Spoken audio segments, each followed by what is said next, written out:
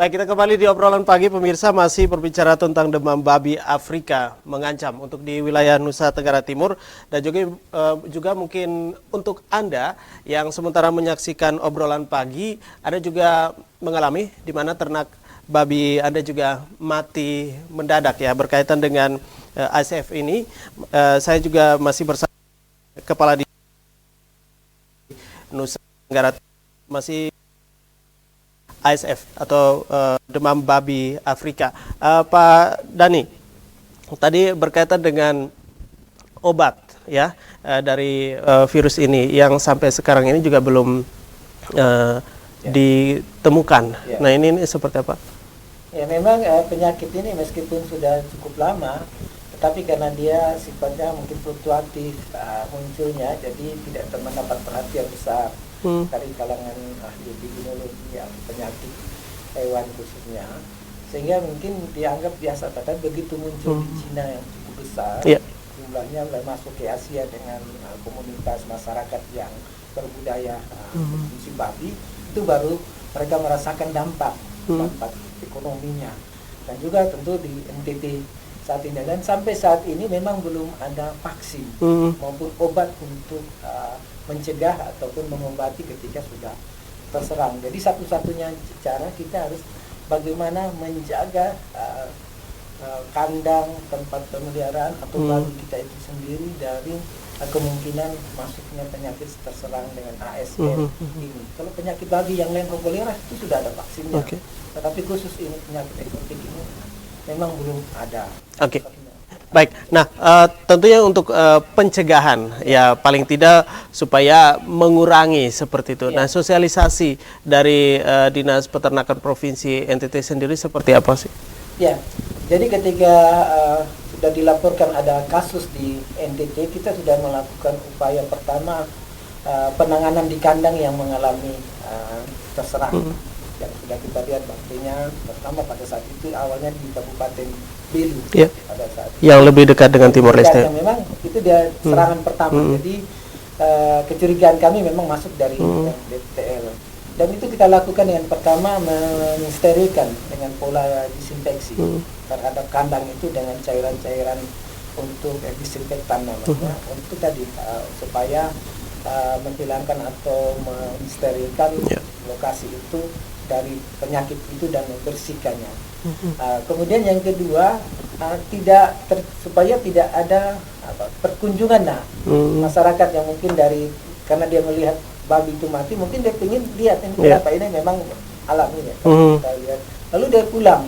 Ternyata di sekitar situ mungkin sudah ada terkontaminasi. Sudah membawa bekal. Bekal. Nah ini menjadi sumber penyakit bagi ketika dia berada di kandangnya sendiri. Jadi satu hal yang harus itu hindari terhadap sentuhan terhadap daerah-daerah yang sudah terserang. Jadi batasi pergerakan ternak. Baik. Dan selanjutnya Pak Dani, ini sangat menarik sekali penyakit ini atau virus babi ini juga tentu juga mungkin jarak ya antara rumah yang satu dengan yang satu. Kalau jaraknya dekat itu untuk potensi virus itu bisa menyebar itu seperti apa sih?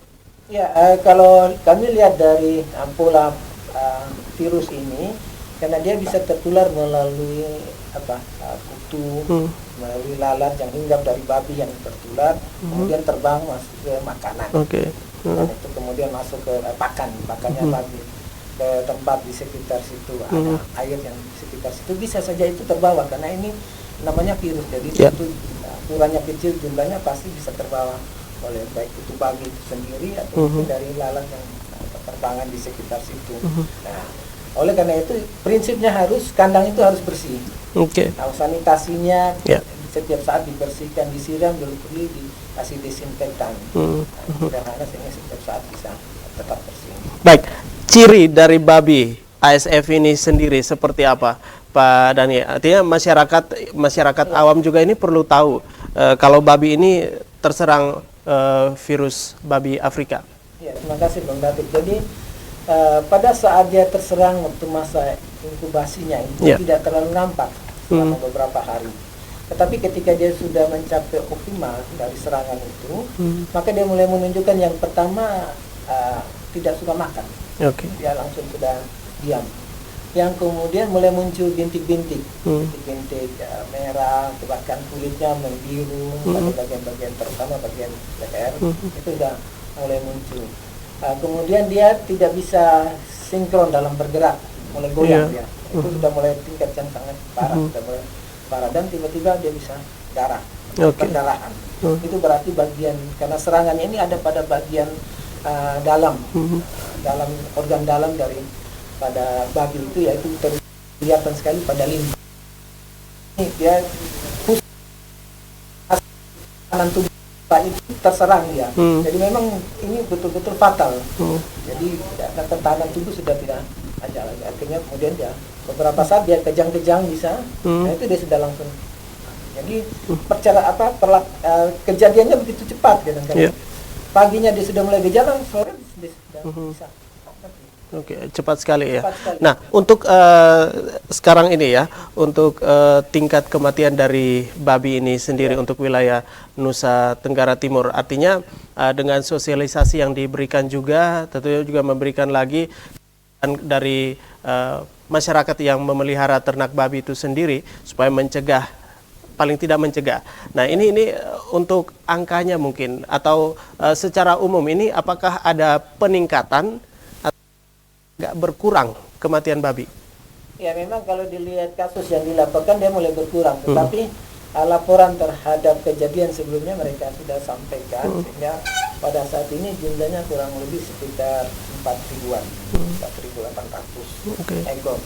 Nah, ini kalau kita bandingkan memang kalau di Sumatera Utara sampai puluhan ribu, Bali juga besar, jadi ini kita cukup bertahan. Dan ini kalau ada tambahan itu umumnya laporan-laporan sebelumnya yang belum masuk dari kabupaten, dan kita bersyukur bahwa saat ini masih ada di wilayah Pulau Timur saja. Wilayah Timur saja. Nah, dan kita perketat, jadi ada instruksi gubernur yang baru, jadi pada prawabah taruhlah, itu ada instruksi untuk tidak boleh memasukkan dari RBTL dan tempat lain. Nah, setelah wabah terjadi saat ini, itu dilakukan gubernur melakukan kebijakan lagi tidak mengeluarkan babi atau produknya olahannya dari timur ke wilayah lain di NTT yang memang berpotensi tinggi. Kita tahu bahwa populasi ternak babi di NTT ini kurang lebih 2,1 juta. Nah, kalau dia potensi misalnya 50% saja atau 60% yang kena wabah ini, itu kerugian di tingkat masyarakat secara kumulatif bisa sampai 2,4 triliun kalau kita ambil 2 juta saja. Itu kan luar biasa angkanya. Oke, baik. Dan apakah cuaca juga berpengaruh?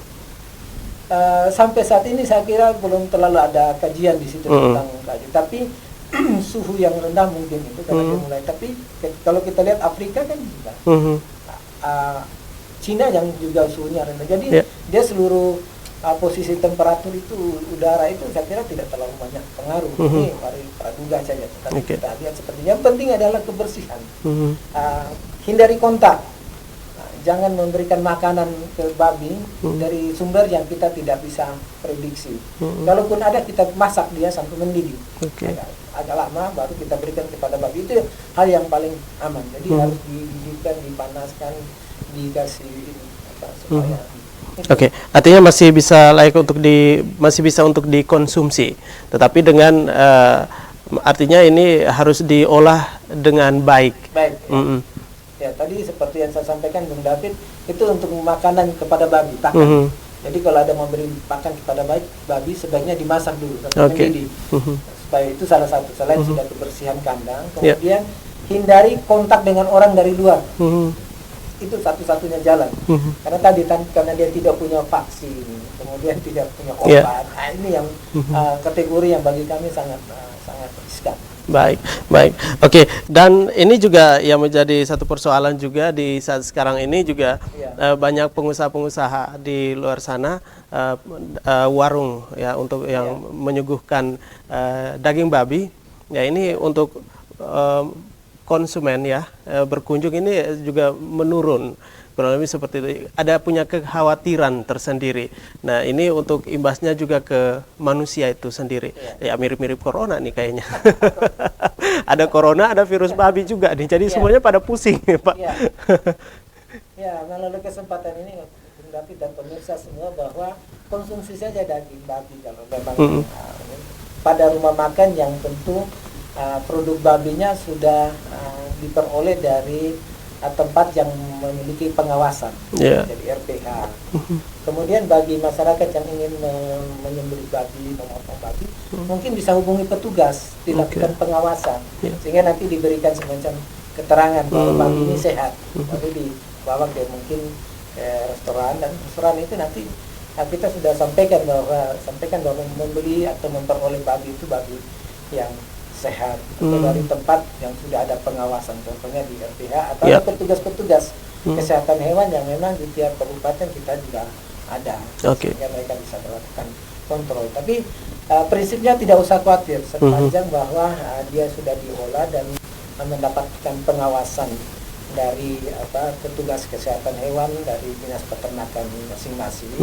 Itu sudah, karena ada satu fungsi di tingkat kabupaten maupun provinsi namanya OTOPET, kewenangan terhadap memberikan rekomendasi. Baik, tadi disampaikan ini untuk wilayah Pulau Timur ya. Nah, ini untuk emergensinya ini Pulau Timur, dan untuk wilayah-wilayah lain di luar Pulau Timur ini juga masih kategori aman.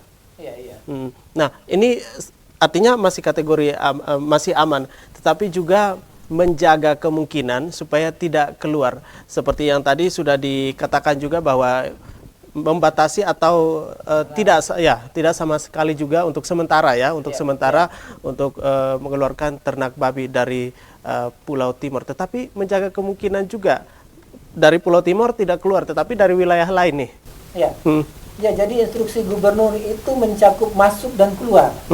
Karena kita tahu bahwa penyakit ASF ini tidak saja sudah menyerang di NTT, karena yang lebih dahulu itu adalah di Sumatera Utara, kemudian Bali, atau praduga seperti itu.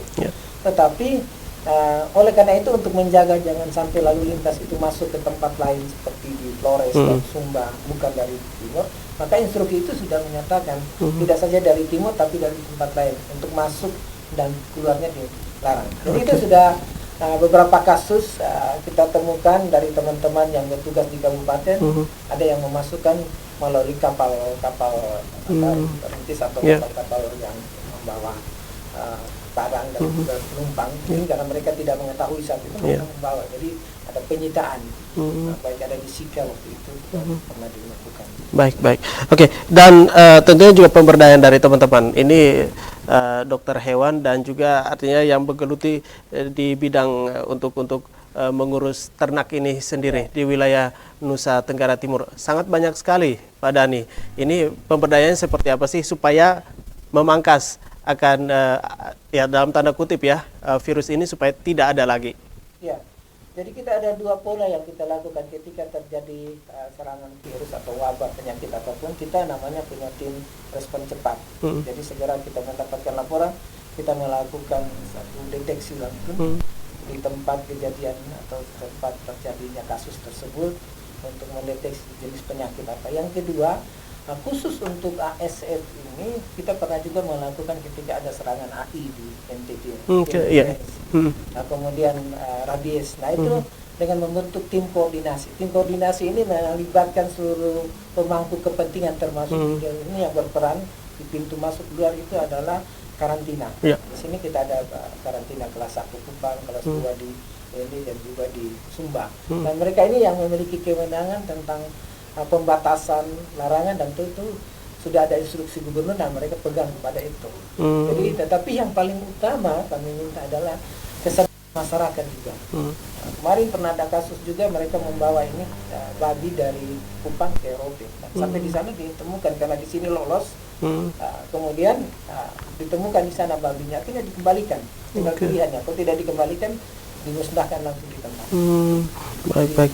Jadi ini aturannya juga sudah sangat ketat sekali. Ini Oke. untuk jaga bersama untuk sementara. Ya, untuk Mudah-mudahan dalam satu waktu kita sudah temukan vaksinnya, yang kita harapkan itu kita bisa memberi kelegaan. Oke, apalagi kita jaga dulu ya. ruang kita.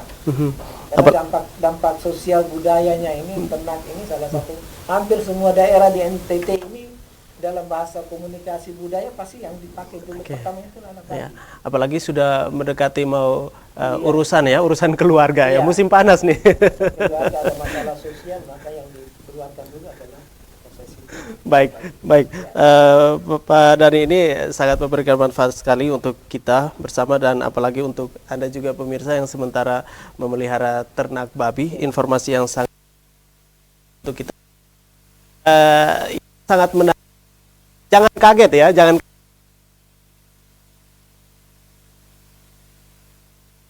ke sana ternyata kena juga.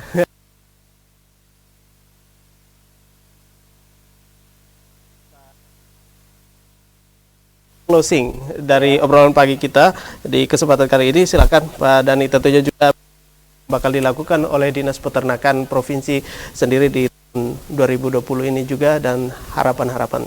Ya, baik pemirsa, yang pertama saya sampaikan tidak usah khawatir untuk konsumsi babi saat ini dan sepanjang bahwa itu diperoleh dari produk babi yang ada dalam pengawasan petugas kesehatan hewan di masing-masing kabupaten atau kota.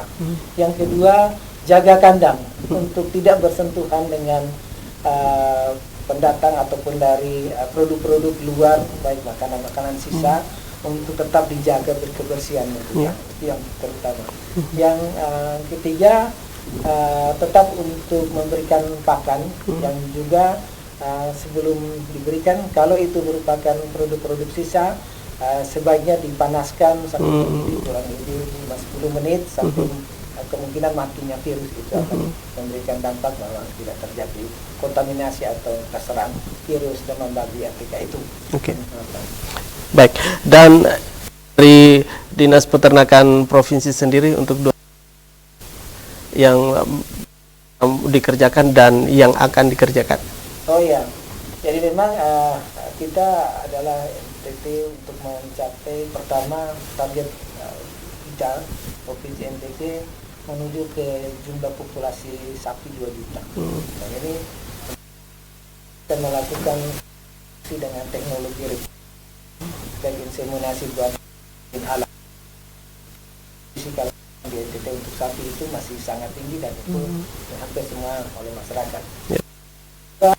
Upaya kita untuk mencukupi kebutuhan pakan mandiri di NTT dalam rangka mencapai masyarakat ekonomi NTT. Jadi kita ketahui kebutuhan pakan untuk ayam maupun babi di NTT sangat tinggi. 1 triliun kalau kita hitung dalam rupiah. Nah, ini pemerintah sedang bekerjasama dengan berbagai pihak untuk berupaya membuat pabrik pakan. Ada beberapa teman di Poltani juga melakukan itu, tetapi ini kita ingin memperkuat di klaster-klaster yang menghasilkan raw material atau bahan mentah untuk pabrik pakan itu, dan saat ini sedang dilakukan kajian. Kajian mungkin dalam waktu dekat 2-3 bulan kita memperoleh kajian tentang pabrik pakan itu, gimana kita bangun, berapa kapasitasnya.